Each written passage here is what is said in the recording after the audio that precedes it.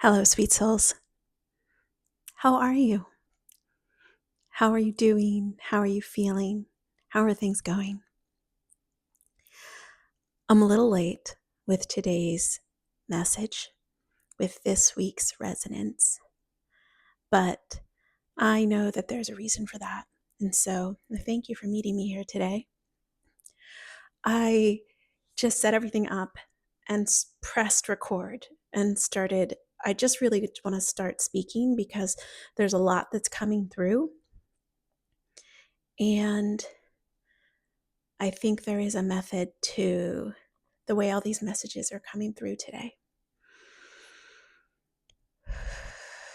So this is a super powerful week. There is a lot happening. And I think that part of me was a day late because I was processing and receiving all that was happening. I was moving through the 111 portal, the January 11th portal. 1 is such a powerful number. And I was preparing myself for today, which is the full moon. It's a full moon in Cancer.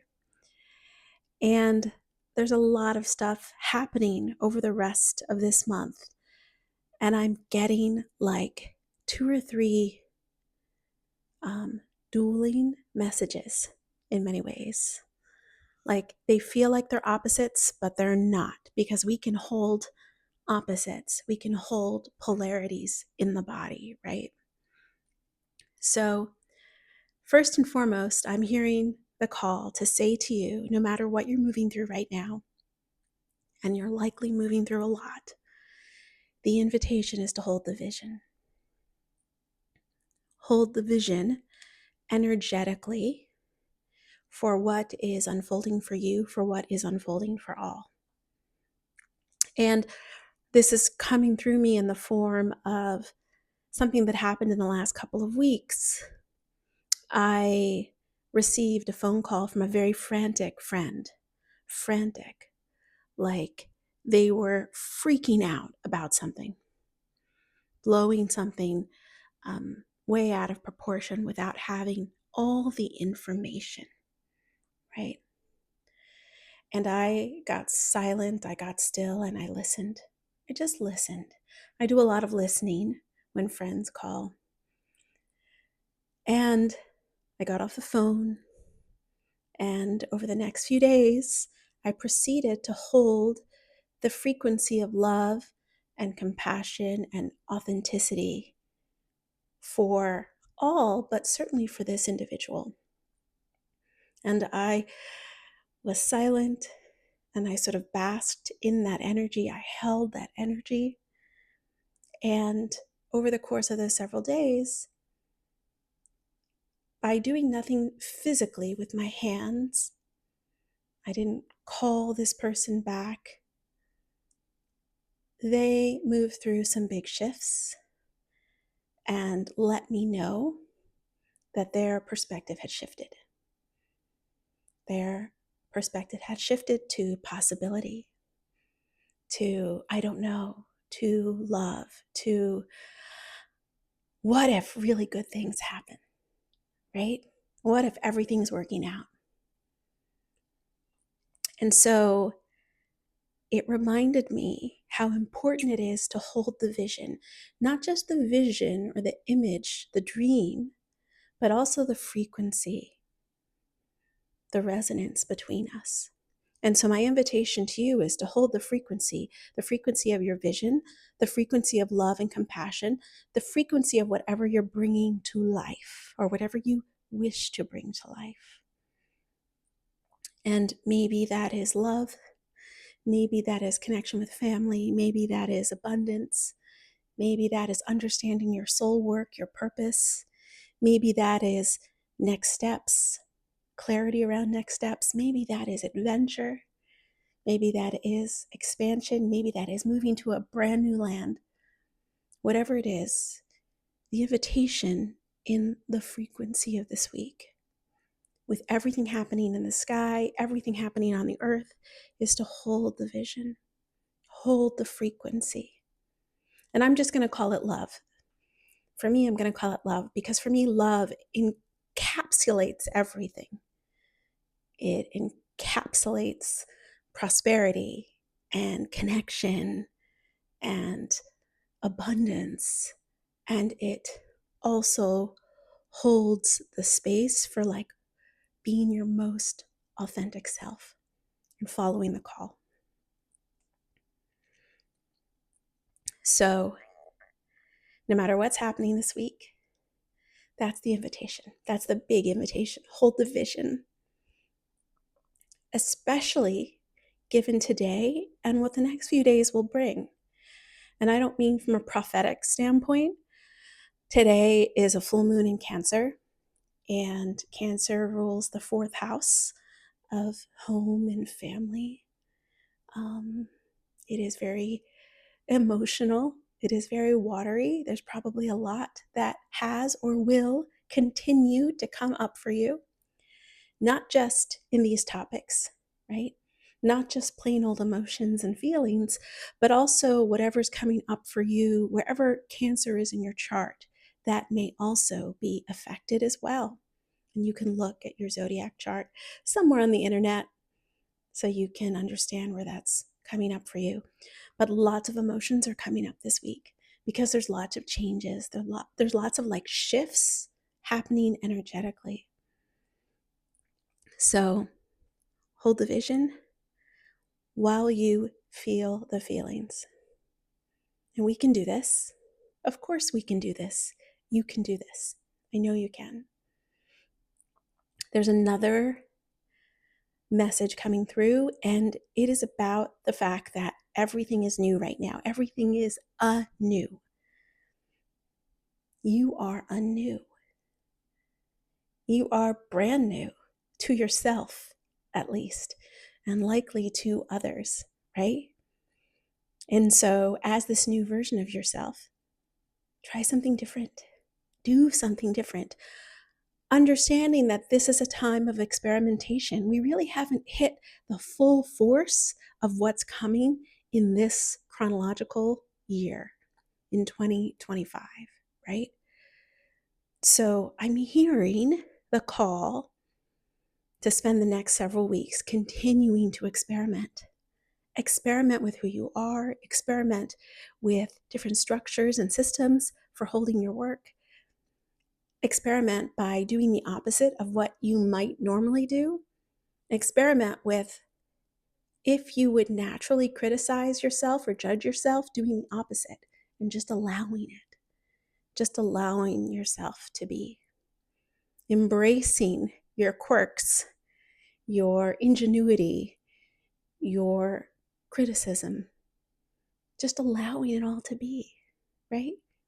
We're in a time of experimentation, and so I invite you to experiment with who you are and what you allow, and to find a way to flow as much as possible. Flow, right? This is what I think about when I think of flow, me moving back and forth in the ocean. So there's another thing that's coming through, which I think is complicated and probably not so complicated as well. And that is an invitation to remember that that this realm or dimension that we're in right now, where you see me and I see you, where you go and you buy groceries, where you maybe watch the news and see what's happening, where you witness the catastrophes happening all over the world, where you go to the post office or go to the doctor, where you support your people, where you sit down on the sofa and watch TV. That realm is the dream. Like, we are living in the dream.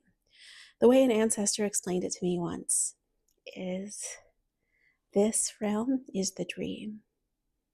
And when we go to sleep at night, that is the truth. What happens at night when we sleep, that is reality. The connections, the messages, the healing that happens there, That is what's real. And the getting up and going to the gym, making yourself breakfast, going to work, that is the dream. We are living in the dream, right? And if that is true, if this is dreamy, right, then this is all possibility. It's all potential. Anything is possible in this realm. It does ask you to kind of like pull down some of the boundaries in your mind a little bit, to blur the lines,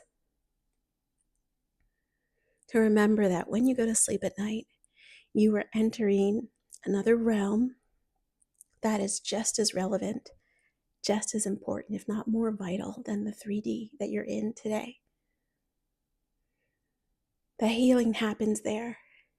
The remembering of your wholeness happens there. The connections happens there in energetic space, in frequency, right? They're showing me an image of, I was in a deep meditation a few weeks ago, and I was really in it as if I was asleep, but I was awake and sitting straight up. And in that space, I met up with someone who I hadn't seen in years. Someone with whom I believe I had some unfinished business, right? And so in that space, I was able to meet with that person.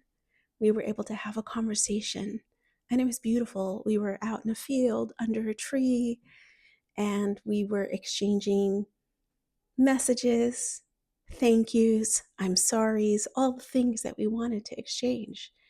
And 20 minutes later, when I came out of that meditation, I felt so open, so wide open to possibility, so clear. That's real, because it affects me in every other realm, in every other dimension. And I do feel like some of that work with that person is done, is closed, right? So when you wake up in the morning, when you wake up from your sleep, ask yourself, what can I do in this dream world today? Which is the real world, but it is the dream. What can I do in the 3D today? What can I achieve? What can I make?